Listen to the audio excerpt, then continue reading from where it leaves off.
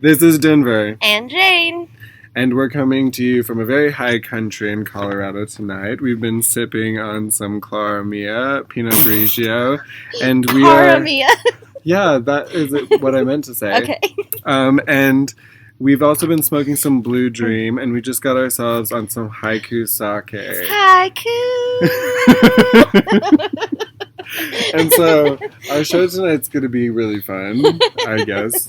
Hopefully we can maintain because The Blue Dream is dreamy. We've been taking advantage of Amendment 64, which all of us voted for here in Colorado, including Jayne and myself. And Vote.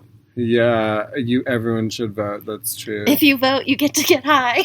If you vote, you get a lot of things in life. I mean, True that. But we did have a rise in voters, especially around the second voting. People don't know that when we first got our rights in Colorado, our first vote was 49 to 51.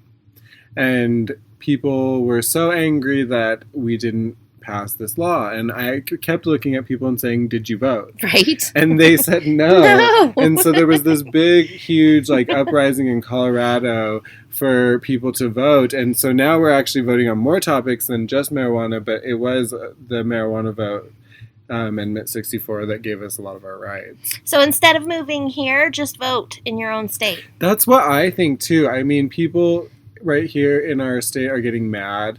I'm torn on this too. People are getting mad about people moving here to take a part of the marijuana economy. But for the same token, it's giving us a lot of benefits here in Colorado. It is giving us benefits, but it's a bubble. It's giving us a lot of tax benefits because so many people are paying so many taxes and our economy is booming. But at the same token, people are leaving other places in the world to come here, then their economies back home suffer. And these are all places, I've been to so many places that have activists and medical marijuana users and people who are really fighting for rights like we did in Colorado to But you make can't a difference. if you leave. You can't if you leave. And if you keep coming here, you're going to take Colorado's muchness, and that's unacceptable. Which I'm not totally against everyone coming here because I really I enjoy a lot of people who come here, and we're not going to debate that tonight. But because that's a huge thing in our state that we have a debate about. But people coming from different places is not a bad thing. I do agree, however, that it's unfair that people come here to take advantage of the economy when they really need to be making a change in wherever they're from. And because we did that work. We did that ourselves. And so for people to come and totally not know what Colorado's about and take advantage of some of the things we have is unfair. Otherwise, we are going to get into an awesome discussion tonight about marijuana and cannabis and all the sativas and indicas and the things we like to do here in Colorado as participants in some of these recreational uses that we have. So I am not a card holder, nor do I claim to be. I was a card holder. And we fought for a lot of rights here. And even for our medicinal purposes, there's a lot of people with diseases coming here who have amazing benefits through CBDs and other chemicals and that we have available here through recreational uses that they cannot get anywhere else, and they have prescriptions. We're much more open to prescribing people the right medications. But I have to say, even before things were legalized here, it was a very different atmosphere. I hear people talking about how if they were caught with pot, they were actually arrested. And even before we legalized, there was sort of a, hey guys, give me your weed, can't smoke, blah, blah, blah, blah, blah. There was not a lot of criminal charges processed. I feel like there's more people. criminal charges here now, and that was one of my issues coming into all of this. Was now I feel less likely to smoke weed at a concert or in public or somewhere. I do anyway because it's my privacy to do so. No one can prove that I did. I could just be saying this for just to seem cool, but. Most everyone in our state smokes marijuana or uses some sort of marijuana something. It's a big percentage. I mean, it takes a lot for people to vote over the half of the average of people who believe that we should have the right to use it for specific purposes. And we actually have a lot of fun with it. I mean, I don't think we marijuana here. It's almost like people have more problem with you being an alcoholic than with you smoking weed. or using marijuana. It's common here. And going someplace else like Washington, D.C., or especially the East Coast or the southern states, it's you say the word cannabis and they're like, shh, don't talk about that. Don't talk Well, that's about what I'm that. saying. Even before it was legalized here, it was very loose. Yeah. And people were very open talking about it. And Colorado's been a cannabis culture. yeah. It is a cannabis culture. Boulder. Well, yeah, and we all see Boulder. I mean, I would never move to Boulder. It's not No. my style. Definitely not. And not in my price range. I could afford something in Boulder, but I mean, I really don't want to afford something in Boulder. I think Netherlands really cool, and Cold. Nedfest is really awesome. Hey, stop promoting our state. Stay out. Oh yeah, no, don't. No, it's cold here. We've had lots of wind. We wear beanies like in South Park, and we never take off jackets. Except for my favorite thing is tank tops. Tank tops. Oh, that's what I was going to say. We may be wearing a down winter coat, but we're also in our flip flops. I know, it's so funny. I saw this girl the other day walking around Denver with this like spandex shorts, but she was wearing this big winter coat, and I was like, and she was all done up here, but I was like, your feet have to be so cold, and she was like wearing sandals. I don't know what's up with that. You know, I kind of dress winter I don't or wear summer. socks ever. It's hard for me too because when I'm getting out of school, especially late at night, like it'll be really cold and I'll have brought a sweater and it's just enough to get to the light rail or to the car or somewhere before you're freezing. Before I'm freezing, and you know, I either if I'm at work or I go to the light rail or I take the bus or wherever I'm at, it's just. You know, sometimes it gets really cold here. It does get really cold here. It's getting warmer. But it's also really sunny. So there's days that it can be like so cold, but you can still be out in your fucking shorts and your flip flops. I know. So stay away. Let's not talk about the weather anymore. It's time to talk about. It's been cold. Marijuana. That's cannabis. I heart marijuana. Cannabis is the topic of this evening. So. Out of all of the strains that you've had, Jane, what are your favorites? Well, I am actually... Wait, before we get in here. What is your favorite experience when you go to a dispensary? Favorite because most likely it's unlike anything that people do in other states when they go and find a dealer. Oh, okay. Well, I can talk to going from dealer to dispensary. Perfect. Yeah, because going to your dealer... is awkward and uncomfortable, and they want to take advantage of you. And be your friend at the same time. It's a very weird dynamic of like, you have something I need, so it's a very consumeristic approach, right? But on the same token, usually it's somebody that you're familiar with and that you're sort of friendly with, so it's like this weird like being taken advantage of by your friend. On the same token, you know, they're also liberal with, you know, here, let's smoke a joint together, blah, blah, blah, blah, blah. I don't know. There was one time that I got stuck at my dealer's house watching Blue Planet, which I'm a big fan of Blue Planet, don't get me wrong, but watching it with your dealer is awkward and uncomfortable. So going from that atmosphere to a dispensary where it's like a literal business was beautiful. It was so, I remember walking into my first dispensary and just thinking, how freaking cool is this? Like, I get to walk in and order weed.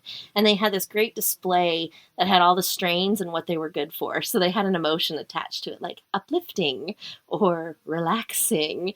And so you knew exactly what you were getting. And that was pretty awesome. So I really enjoy it. I think, so when I only experienced this through high school, and when the first vote came around, I was not of age to vote yet. And so that's why I was really mad about how the vote turned out.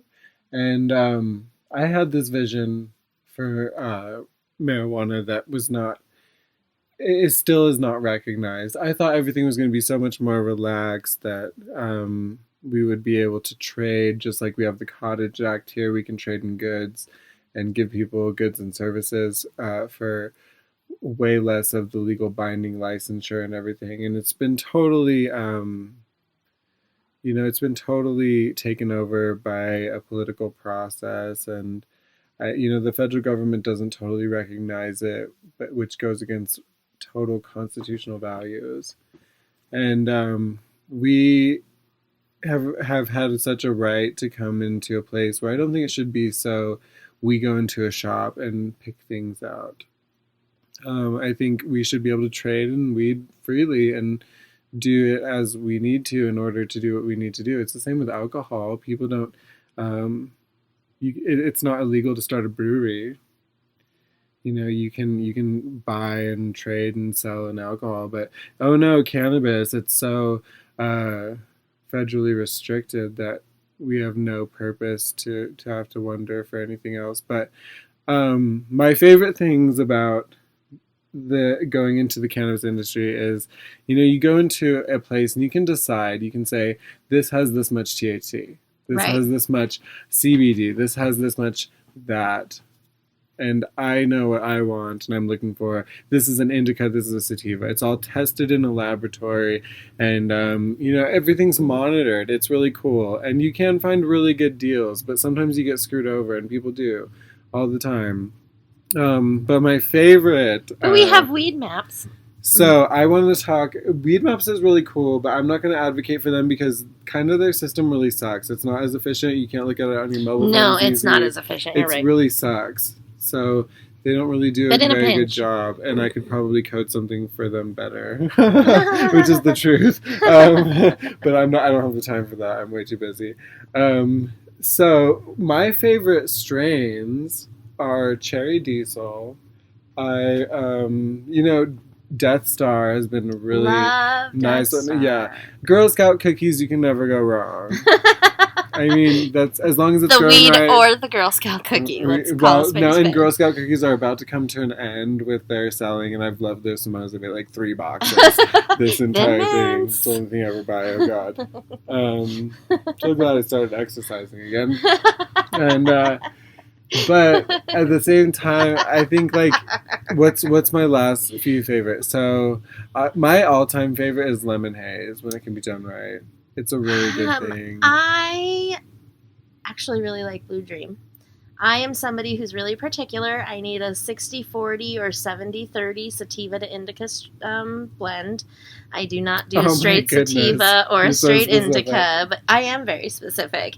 And what I like at my particular dispensary is that they will say on each strain what they're for, like anxiety or mellow, or migraine, headache, things like that. And so I recently got a Lavender Jones that is great for at nighttime when you want to just relax and be mellow. But I also really like to get high and laugh and giggle with my friends. So I always have both. I have one that is a social weed and one that is a Jayne weed. So I think my thing is like, does it roll into a joint? Is it perfect to roll in joint? I don't know how to roll a joint well. Is it amazing? And so I think my favorite weed for this is cookies and cream. Cookies and cream is the best THC content. It's grown so well, and it's absolutely amazing. I'm not sure I've even had cookies and cream, but how's the smell? It's pretty dank. I mean, it's pretty good. Because, me personally, whether I'm smoking or not, I love the smell of marijuana. Okay, so you want to get really technical. Cookies and cream is really pungent, and it smells so strong. Okay, but does it smell sweet strong, or has it got that weed smell? It has both of them. See, I'm a purist. It's not an earthy smell, though. I like kind of the earthy smell. I don't know. But see, I love the smell of weed, but I really love the smell of burning weed. This is a weed that looks like it was coated in like powdered sugar. It's so good. I love powdered sugar. Me too. Yeah. Well, I guess for me, it's not even so much about the way it smells before it burns. I really like the way that it smells when it burns. And if I could just have incense in my house constantly smelling.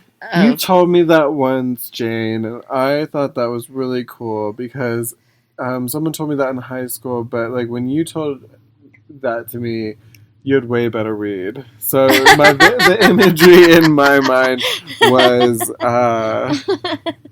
just like totally better. I don't know. I think there should be weed incense too.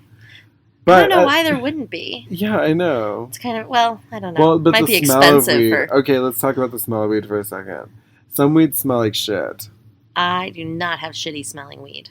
Yeah, and you can smell it before you burn it if it's going to be shitty smelling weed, if you're good. Dude, you're not even... back in the day when you had to de-seed your weed? When you had to get a weed from a dealer where it was like one type of weed that they had, and you like... Right, there was no brand. You don't get to like choose. They either have weed or they don't, and whatever kind they got. And dry periods were no freaking joke. Oh, fuck. No, the dry spells were the worst. But no, it wasn't. It isn't even like in other states. Some states like they go through 6 months without having weed, and like, and so here in Colorado, we've even gone like 5 minutes. Yeah, I mean, even back when we actually had dry spells through dealers, it was only like at most a month or two, and someone in your friends had weed, right?